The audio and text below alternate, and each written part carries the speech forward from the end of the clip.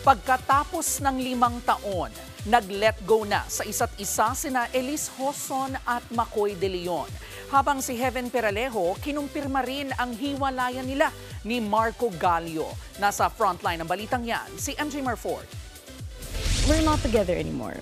Hindi na nagpatumpik-tumpik pa si Heaven Peralejo. Kinumpirma niya sa News 5 na break na nga sila ni Marco Gallio. It was a mutual decision po to part ways and, move forward individually. Nagsimula ang spark between Heaven and Marco nang magkasama sila sa isang reality show noong 2016, pero naudlot yan. 7 years later, na-reunite ang dalawa nang muling magkasama sa TV5 show na The Rain in España.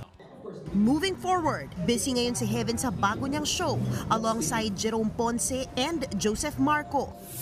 From one breakup to another, kinumpirma rin ni Elise Hoson ang hiwalayan nila ni Macoy De Leon. Sa kanilang joint statement, sinabi nilang pareho nilang sinubukang ipaglaban ang kanilang relasyon sa loob ng 5 taon. Pero dumating daw sila sa puntong kailangan ng mag-let go for their own growth and healing. Gayunman, mananatili silang isang pamilya para sa kanilang anak na si Feliz.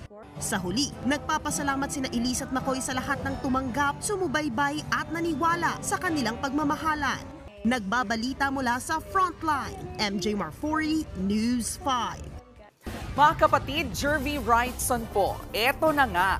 Para sa latest showbiz news at iba pang kay-alaman, mag-follow at mag-subscribe na sa social media pages ng News 5.